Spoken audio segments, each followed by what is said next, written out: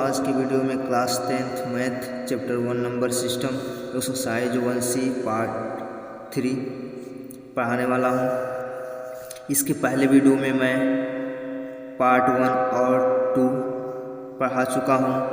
उसमें मैंने थ्योरम 1 और थ्योरम 2 को सॉल्व कराया था। इसी क्वेश्चन से रिलेटेड वह क्वेश्चन मतलब थ्योरम था। मान लीजिए इसमें दिखाइए कि 3√2 एक अपरिमेय संख्या है। इसी क्वेश्चन से मान लीजिए इसी क्वेश्चन से वो जो भी दो थ्योरम है रिलेटेड है। यदि आप इसको समझना चाहते हैं तो पहले उस वीडियो को पहले देखिए, उस थ्योरम को समझिए, तब यह जो है आपको पूरी तरह समझ में आ जाएगा। ठीक है, तो आइए हम इस चीज़ को देखते हैं कि यह जो है किस प्रकार यह सॉल्व होगा यानी प्रूफ होगा। ठीक, अब इसमें आपको बता दिया है कि दिखाइए कि जो 2 है 3√2 एक अपरिमेय संख्या है। ठीक, इसको प्रूफ करके लाना है। तो हम पहले क्या करेंगे? ठीक है, सबसे पहले इसमें हम क्या करते हैं, मान लेते हैं कि इसमें जो यह नंबर है हमारा क्या एक परिमेय संख्या है। ठीक है, तो इसमें लिखेंगे माना यानी माना 3√2 एक परिमेय संख्या है यानी परिमेय संख्या है। ठीक, यह हमारा क्या हो गया? परिमेय संख्या हो गया। उसके बाद हम क्या करते हैं, अब मान लीजिए इसको मान लीजिए एक परिमेय संख्या, तो परिमेय संख्या को आप जानते हैं कि किस प्रकार लिख सकते हैं। ठीक, इसको लिख सकते हैं 3√2 = a/b यानी a/b लिख सकते हैं। ठीक, जहाँ लिख लेंगे जहाँ a व b पूर्णांक हैं तथा b ≠ 0। ठीक, यह चीज़ है। ठीक, उसके बाद यहाँ पर हम क्या करते हैं, अब यहाँ पर देखिए क्या करेंगे। ठीक है, अब हम क्या करेंगे, यहाँ पर 3√2 = a/b है, तो यहाँ पर ये √2 रहेगा और यहाँ से जो इंटू 3 है इसको इधर भेजेंगे तो क्या होगा? अपान में होगा, तो 3 यानी b होगा, यानी a/3b होगा। ठीक, तो इधर आ गया, तो इसको क्या करेंगे, इक्वेशन फर्स्ट बना लेंगे। ठीक, ऐसे बना लेंगे। उसके बाद यहाँ पर हम क्या करेंगे, ठीक, यहाँ लिखेंगे चूँकि यहाँ 3a व b एक पूर्णांक है। ठीक, यानी यह जो क्या है एक पूर्णांक है, यानी 3ab जो है एक क्या है पूर्णांक है। तो इसलिए यानी यहाँ पर लिख सकते हैं। ठीक, यहाँ लिख लेंगे यहाँ, इसलिए a/3b एक परिमेय संख्या है, यानी ये क्या है एक अपरिमेय संख्या है। तब √2 भी परिमेय संख्या होगी। मान लीजिए यहाँ पर कहा है कि यह और यह क्या एक पूर्णांक है। ठीक, तो इसलिए यह क्या होगा, मान लीजिए पूर्णांक है तो यह परिमेय संख्या होगा। ठीक, तो परिमेय संख्या होगा तब क्या होगा, √2 भी क्या होगा एक परिमेय संख्या होगा। क्यों? क्योंकि यह पूर्णांक है, तो यह परिमेय संख्या है, तो यह भी क्या होगा परिमेय संख्या होगा। क्यों? क्योंकि परिमेय संख्या जो होता है परिमेय संख्या के बराबर ही होगा ना। मान लीजिए परिमेय संख्या तो इसके बराबर, तो ये भी परिमेय संख्या होना चाहिए। तो वही चीज़ हमने यहाँ क्या किया, यह परिमेय संख्या तब √2 भी परिमेय संख्या होगी। ठीक, उसके बाद फिर क्या करेंगे हम, अब यहाँ यह लिखेंगे कि परंतु यहाँ, ठीक, परंतु इस तथ्य का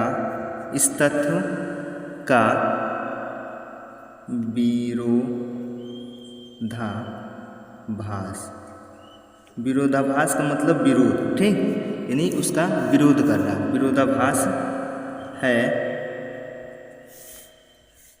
कि √2 एक अपरिमेय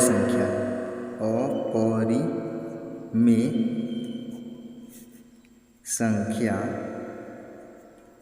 है, ठीक। अब हम क्या करेंगे, इतना कर लिए, √2 जो है एक अपरिमेय संख्या है, इसलिए, ठीक, या इस प्रकार हमारी कल्पना यानी जो हम कल्पना कर रहे हैं, ठीक, हमारी कल्पना क्या है, इस प्रकार हमारी कल्पना गलत है। अतः यहाँ पर जो संख्या दिख रहा है 3 √2 एक अपरिमेय संख्या है, ठीक, यह चलिए, ठीक, अपरिमेय संख्या। क्योंकि हम जान रहे हैं यहाँ पर हमने क्या किया, दिखाइए कि 3 √2 एक अपरिमेय संख्या है, तो हमने मान लिया इसको, यानी परिमेय संख्या अपरिमेय संख्या, लेकिन हमने क्या माना, परिमेय संख्या, यानी उसका अपोजिट, ठीक। उसके बाद अब परिमेय संख्या तो आप जानते हैं a/b के रूप में लिख सकते हैं या p/q के रूप में लिख सकते हैं, ठीक। उसके बाद हमने क्या किया, a/b जो है हमारा पूर्णांक है तथा b जो होता है नॉट इक्वल 0, यानी नीचे का जो पार्ट होता है 0 के इक्वल नहीं हो सकता। उसके बाद हमने क्या किया, 3 को इधर लाया तो नीचे होगा, इस प्रकार समीकरण 1 बनाया। उसके बाद यहाँ हमने क्या किया, 3 और a/b क्या है, एक पूर्णांक संख्या है, तो ये भी क्या होगा, एक पूर्णांक संख्या होगा, यानी ये भी एक क्या होगा, पूर्णांक संख्या होगा। तो इस प्रकार यह परिमेय संख्या हो जाएगा। जब ये परिमेय संख्या होगा तो ये भी क्या होगा, परिमेय संख्या होगा। वही चीज़ यहाँ पर लिखा गया है, ठीक, यहाँ पर लिखा गया।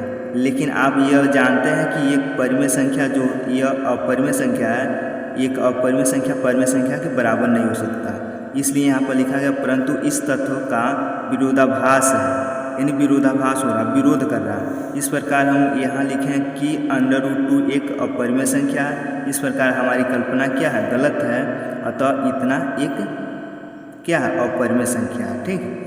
तो आप इसे नोट करिए, ठीक है। उसके बाद हम दूसरा क्वेश्चन देखते हैं।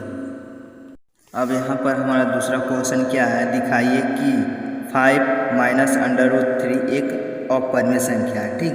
यह कोई नया सवाल नहीं है, जिस प्रकार हमने यह दूसरा सवाल यह जो है, ठीक, किया है, उसी प्रकार इसको भी करना है, ठीक, सेम टू सेम करना है। और मान लीजिए इसको करने में कोई भी क्वेश्चन आता है, इसको करने के बाद हम क्या करते हैं, ऐसे इक्वेशन 1 बनाते हैं, फिर यहाँ जो भी चीज़ लिखा गया है, ठीक, यही चीज़ जो होता है, यही तथ्य लिखा जाता है, ठीक। तो इसमें भी वही चीज़ लिखना है। अब हम यहाँ भी वही काम करेंगे जो उसमें किए। अब यहाँ मानेंगे, माना 5 -√3 एक परिमेय संख्या है, या अब इसको क्या कर सकते हैं, यहाँ पर इसको ऐसे मान लेंगे a/b हो जाएगा, ठीक, यानी यह परिमेय संख्या के रूप का है, ठीक। तो यहाँ पर लिख लेंगे, यहाँ पर मान लें, चूँकि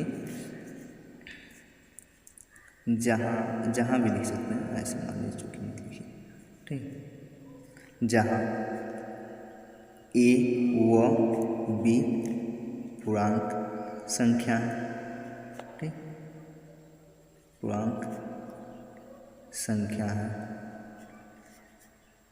तथा b नॉट इक्वल 0, ठीक, ये हो सकता है। उसके बाद अब यहाँ देखिए, अब हम क्या करेंगे, यहाँ से मान लीजिए यह जो अंडर रूट में रहता, जो भी संख्या अंडर रूट में होगा उसको हम ओनली सिर्फ लिखेंगे, ठीक। मान लीजिए इसको इधर करना है तो 5 और इसको इधर करेंगे तो क्या होगा, माइनस होगा, a/b इक्वल टू क्या हो जाएगा, √3, ठीक। अब इस प्रकार हो गया, इसको इक्वेशन फर्स्ट कर लेंगे। कुछ करना नहीं, बहुत ही आसान क्वेश्चन होने वाला है। ठीक, आप देखते रहिए और इसको समझिए। ठीक, अब हम क्या करते हैं, अब ऐसा हो गया ना, तो अब यहाँ लिखेंगे। ठीक, क्या लिखेंगे, जो चीज़ उसमें यानी जो क्वेश्चन इसके पहले पढ़े उसमें जो लिखे वही चीज़ इसमें भी लिखना। ठीक, यहाँ लिखेंगे, चूँकि यहाँ 5a व b एक पूर्णांक संख्या है। ठीक, यानी ये क्या पूर्णांक संख्या है, इसलिए 5 माइनस a बाई बी एक परिमेय संख्या है।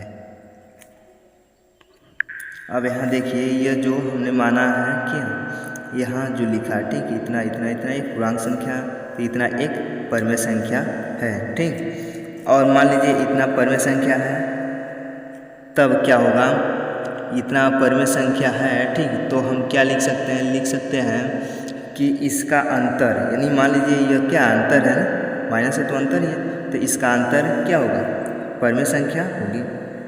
अतः इसका यह क्या ई है, यह जो आपका ई है। ठीक, यहाँ पर लिख दे रहे हैं, इसका अंतर भी परिमेय संख्या होगी। ठीक, इसका क्या अंतर भी परिमेय संख्या, मान लीजिए योग होता तो योग भी इसका परिमेय संख्या होता। मान लीजिए यहाँ प्लस या माइनस है तो यहाँ प्लस होता, तब भी ऐसे ही लगेगा, ऐसा नहीं कि दूसरा नियम आएगा। ठीक, तो ये इसका अंतर भी क्या होगा, एक परिमेय संख्या होगी। ठीक, तो जब यह मान लीजिए परिमेय संख्या होगी, मान लीजिए ये परिमेय संख्या, तो ये भी क्या होगा, परिमेय संख्या होगा। क्यों, क्योंकि परिमेय संख्या के बराबर ही परिमेय संख्या होगा, तो इसलिए मान लेंगे, इसलिए √3 एक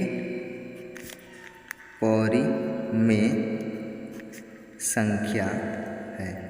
ठीक, ये √ क्या है, 3 है, √3 एक परिमेय संख्या है। उसके बाद यहाँ लिख सकते, परंतु यहाँ क्या करेंगे, अब यहाँ हो गया ना, ऐसे हो गया, तो यहाँ लिख सकते हैं परंतु इससे इस तत्व का विरोधाभास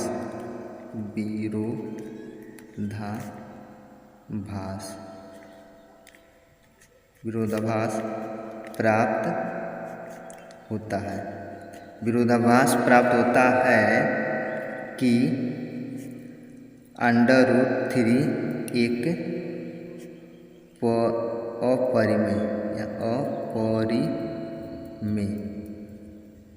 अपरिमेय संख्या है, अपरिमेय संख्या है। अतः 5 माइनस √3 एक अपरिमेय संख्या है। ठीक, इस प्रकार हमारा क्या हो गया, प्रूफ हो गया कि यह क्या है, हमारा एक अपरिमेय संख्या है। ठीक, तो जितना भी क्वेश्चन होगा हमको क्या करना है, यही तत्व लिखना, लास्ट में उसके यही चीज़ लिखना कि यह पूर्णांक है। ठीक, तो यह परिमेय संख्या होगा। ठीक, मान लीजिए अंतर आया तो इसका अंतर भी क्या होगा, परिमेय संख्या होगी। यानी जब अंतर आएगा और योग आएगा तो हम लिख देंगे, फिर योग में कहेंगे इसका योग भी परिमेय संख्या होगी।